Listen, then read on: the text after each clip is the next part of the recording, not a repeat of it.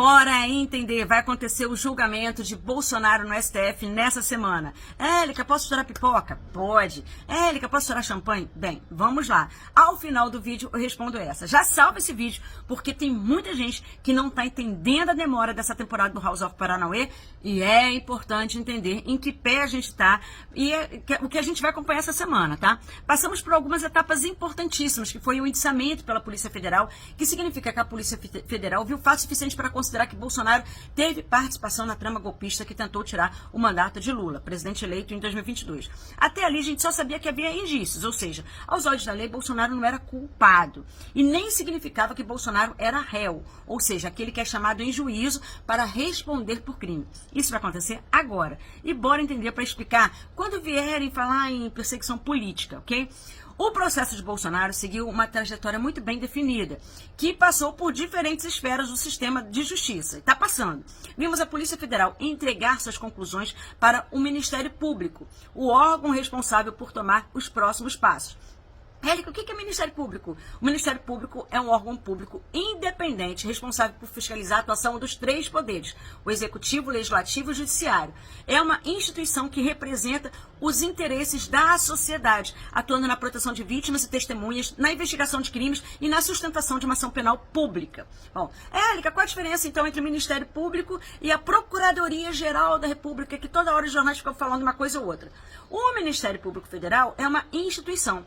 A Procuradoria-Geral da República é a representação física desse ministério, ou seja, um prédio, no caso com sede em Brasília, onde ficam os procuradores que fazem as investigações e tomam as providências necessárias, ok? Agora voltando, esse caso tramitou no Supremo Tribunal Federal, foi analisado pela Suprema Corte, que precisou autorizar que o inquérito seguisse para o próximo passo, que foi enviá-lo para a PGR, ou seja, para a Procuradoria-Geral da República. Isso já aconteceu, ok? Depois que o Ministério Público recebeu o documento, no caso a PGR, três coisas podiam acontecer.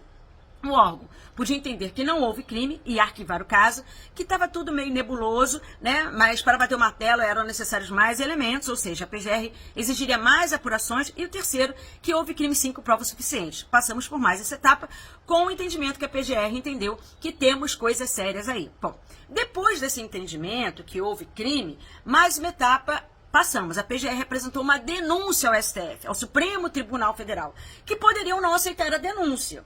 Aceitaram. Aí, então, é o ponto em que a gente está exatamente agora. O Supremo Tribunal Federal aceitou a denúncia depois que a Procuradoria analisou tudo e concluiu que pode ter crime brabo aí. O que veremos, então? Veremos nessa semana muita coisa, né? Começamos com o Papa Francisco estando alta, veremos a Carla Zambelli condenada à prisão e Bolsonaro virando finalmente réu. Estão preparados para essa semana? A gente vai ver o STF dar início a um processo penal contra Bolsonaro que se torna formalmente réu no processo. Bolsonaro, de indiciado, vai virar réu e isso não é simples como mostrei aqui. E a partir desse momento, Bolsonaro, como qualquer réu, vai ter direito a ter acesso às provas e ter a oportunidade de se apresentar à sua defesa, à justiça, enfim.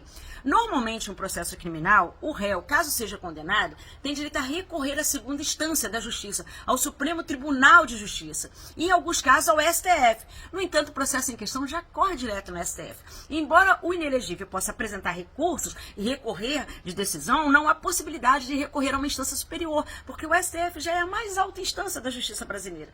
Ah, mas tudo isso é muito demorado, Érica. Sim, mas é bom que se entenda que o sistema judicial está seguindo o devido processo legal nesse caso com o Bolsonaro, como deve ser mesmo, gente. Bolsonaro terá todo espaço de defesa no tempo previsto, não terá espaço para a narrativa que ele foi preso sem provas e que houve perseguição política ao final de todo esse processo. Então, respondendo a pergunta, pode estourar pipoca?